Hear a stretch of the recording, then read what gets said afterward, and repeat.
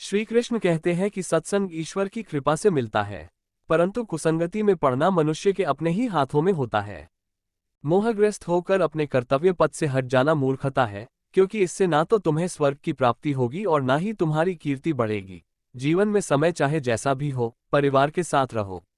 सुख हो तो बढ़ जाता है और दुख हो तो बढ़ जाता है। जो हुआ अच्छा हुआ, जो हुआ अच्छा हुआ, जो होगा अच्छा होगा। स्वयं को मुझ पर छोड़ दो, अपने कर्म पर ध्यान दो। कर्म ऐसा जो स्वार्थ रहित पाप रहित हो।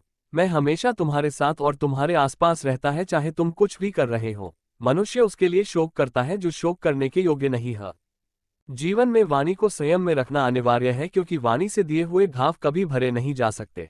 सुख दुख का आना जाना सर्दी गर्मी के आने जाने के जैसा ही है, इसलिए इन्हें सहन करना सीखना ही उचित है। इंद्रियों के अधीन होने से मनुष्य के जीवन में विकार और परेशानियां आती है। जिंदगी में सब कुछ खत्म होना जैसा कुछ भी नहीं होता, हमेशा एक नई शुरुआत हमारा इंतजार कर रही होती है।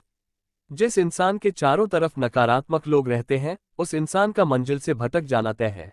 अगर तुम अपना कल्याण करना चाहते हो तो सभी आप वही हैं जिसमें आप विश्वास करते हैं। आप वह बन जाते हैं जो आप मानते हैं कि आप बन सकते हैं। जिस मनुष्य ने जवानी में बहुत पाप किए हैं, उसे बुढ़ापे में नींद नहीं आती।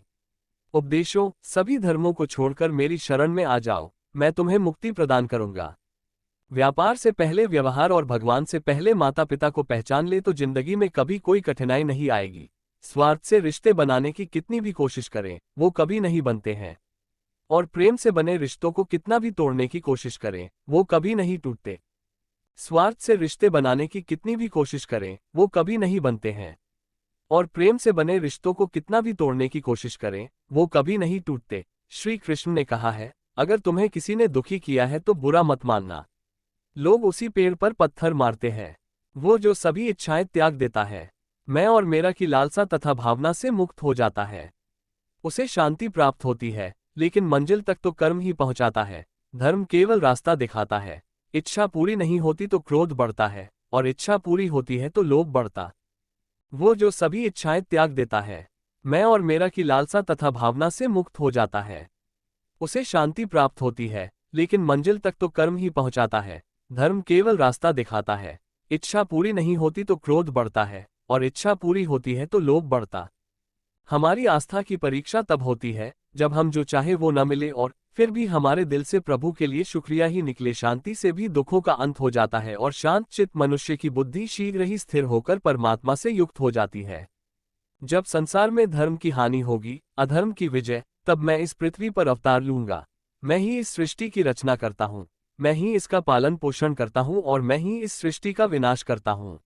जीवन में आधे दुख इस वजह से आते हैं क्योंकि हमने उनसे आशाएं रखी जिनसे हमें नहीं रखनी चाहिए थी।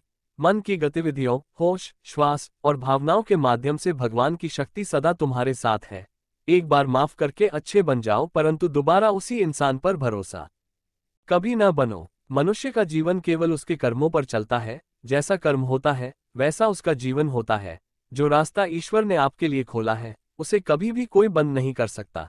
प्रेम सदैव माफी मांगना पसंद करता है, और अहंकार सदैव माफी सुनना पसंद करता है। व्यक्ति जो चाहे बन सकता है, यदि विश्वास के साथ इच्छित वस्तु पर लगातार चिंतन करे।